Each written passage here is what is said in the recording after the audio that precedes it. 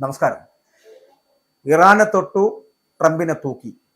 ട്രംപിനെതിരെ American ജനത വരെ തിരിയുന്ന ഒരു സാഹചര്യത്തിലേക്ക്. സത്യത്തിൽ ഇറാൻ വിഷയത്തിൽ അമേരിക്കയ്ക്ക് പണി കിട്ടിയോ എന്ന് ചോദിച്ചാൽ പണി കിട്ടി എന്ന് പറയാം. 1953 അത് ആവർത്തിക്കരുത് എന്നൊരു മുന്നറിയിപ്പാണ് ഇതുമായിട്ട് ബന്ധപ്പെട്ടിട്ട് അമേരിക്കയ്ക്ക് ലഭിക്കുന്നത്. അമേരിക്കയിലെ ഇറാൻ പോര് എന്ന് പറയപ്പെടുന്നത് തെരുവിലേക്ക് വല്ലാത്ത പ്രതിഷേധമായി മാറുന്നു. ഇവിടെ ലോസ് ഏഞ്ചലസിലെ വെസ്റ്റ്വുഡിൽ നടന്ന ഇറാൻ വിരുദ്ധ പ്രകടനത്തിനിടെ ഉണ്ടായ യു-ഹോൾ ട്രാക്ക് സംഭവം അമേരിക്കൻ സമൂഹത്തിനുള്ള ആഴത്തിലുള്ള വൈരുദ്ധ്യങ്ങൾ വീണ്ടും വീണ്ടും വെളിച്ചത്താക്കിയിരിക്കുകയാണ് എന്നുള്ളതാണ്.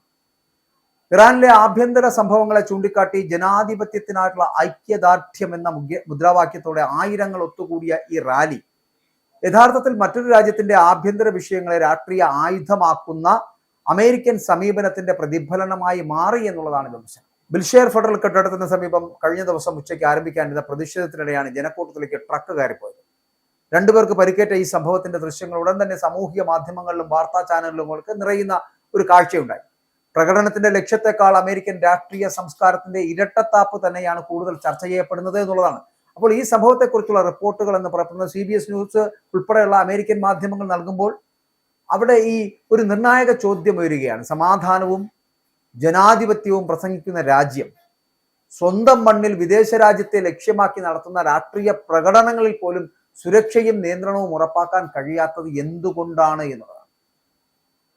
അപ്പോൾ കഴിഞ്ഞ ദിവസം ഉച്ചയ്ക്ക് 2 മണിയോടുകൂടി ആരംഭിക്കാനിരുന്ന റാലിയിലാണ് വലിയ ജനക്കൂട്ടം എത്തിയെന്നും പിന്നീട് വൈകുന്നേരം വരെ പ്രദേശത്ത് വലിയ നിയന്ത്രണങ്ങളൊക്കെ ഏർപ്പെടുത്തിയെന്നൊക്കെ ന്യൂയോർക്ക് ടൈംസ് അടക്കം റിപ്പോർട്ട് ചെയ്യുമ്പോഴും ഫ്രീ ഓഫ് റാമ്പറുകൾ അടച്ചതടക്കം മുൻകരുതലുകൾ എടുത്തിട്ടും ജനക്കൂട്ടത്തിനുള്ളിലേക്ക് വാഹനം കയറിപ്പോയത് സംഭവത്തിന്റെ ഗുരുതരമായിട്ടുള്ള അവസ്ഥയാണ് വ്യക്തമാക്കുന്നത്.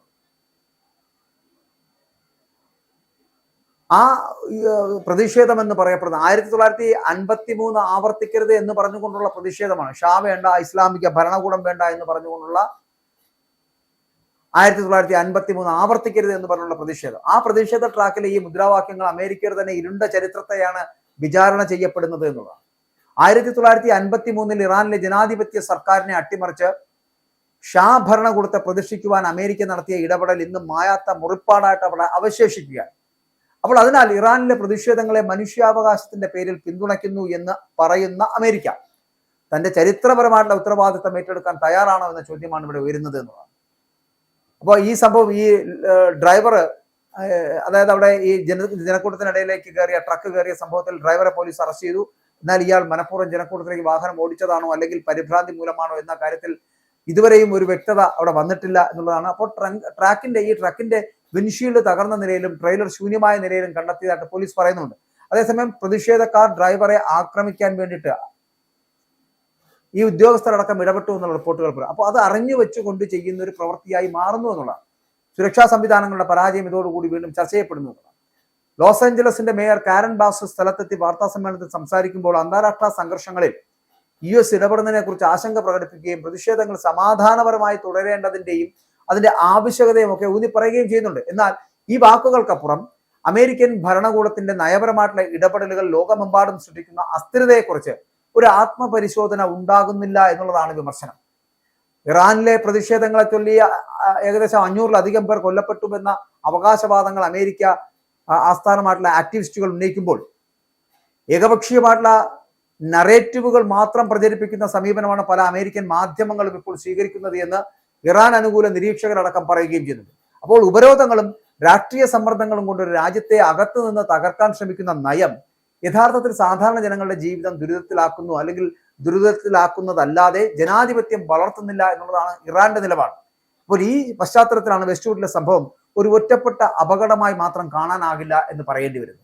വിദേശ രാജ്യങ്ങളുടെ ആഭ്യന്തര വിഷയങ്ങളെ രാഷ്ട്രീയ ആയുധമാക്കി മാറ്റുന്ന അമേരിക്കൻ സമീപനത്തിന്റെ അനിവാര്യമായിട്ടുള്ള പ്രത്യാഘാതങ്ങളിൽ ഒന്നാണ് ഇപ്പോൾ നടന്നത് എന്ന് പറയാം.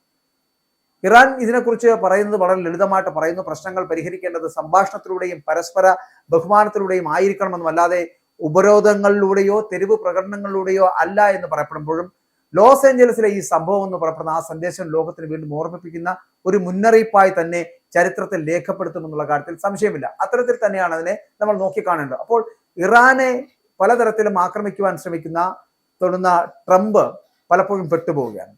അതുകൊണ്ട് തന്നെ ഇതിനകത്ത് ഈ ഇറാൻ വിഷയവുമായിട്ട് ബന്ധപ്പെട്ട് ഈ ഒരു പ്രതിഷേധം നടക്കുന്നു, അതിനുള്ളിലേക്ക് ഇങ്ങനെ ഒരു ട്രക്ക് പെട്ടെന്ന് കയറി ഇറങ്ങുകയും രണ്ടുപേർ മരിക്കുകയും ചെയ്യപ്പെടുന്ന ഒരു സ്ഥിതിവിശേഷത്തിലേക്ക് ഉണ്ടാകുന്ന ഒരു സമീപനം എന്ന് പറയപ്പെടുന്നത് ഒരിക്കലും ഒരു ജനാധിപത്യ രാജ്യത്തിന് ഭൂഷണമായിട്ടുള്ള കാര്യമല്ല. അത് അമേരിക്ക പലത് പറയുകയും ചെയ്യുകയും ചെയ്യുന്നത് മറ്റൊന്നുമാകുന്ന ഒരു സ്ഥിതിവിശേഷത്തിലേക്ക് എത്തപ്പെടുമ്പോഴാണ് ട്രംപിനെ പോലുള്ളവർ ഒരു പ്രസിഡന്റ് യോഗ്യനല്ല അമേരിക്കയ്ക്ക് എന്ന് അവിടുത്തെ ജനതയ്ക്ക് വരെ തോന്നിത്തുടങ്ങും. ഇറാനെ എന്ന് മാത്രമല്ല പല രാജ്യങ്ങളോടും സ്വീകരിക്കുന്ന അദ്ദേഹത്തിന്റെ നിലപാടുകൾ, വെനിസ്വേലയോടായാലും ഇപ്പൊ ഗ്രീൻലാൻഡിനോടായാലും യുദ്ധം പ്രഖ്യാപിക്കുന്ന തരത്തിലേക്ക് പോകുന്ന ട്രംപിന്റെ സമീപനം എന്ന് പറയപ്പെടുന്നത് അമേരിക്കൻ ജനത ആഗ്രഹിക്കുന്നതല്ല എന്നുള്ളതാണ്. അമേരിക്കൻ ജനതയുടെ ഒരു ഭൂരിഭാഗം എന്ന് പറയപ്പെടുന്നത് ഇപ്പോൾ ട്രംപിനെതിരെ തിരിയുന്ന ഒരു സാഹചര്യം ഉണ്ടായിരിക്കുന്നുണ്ട്.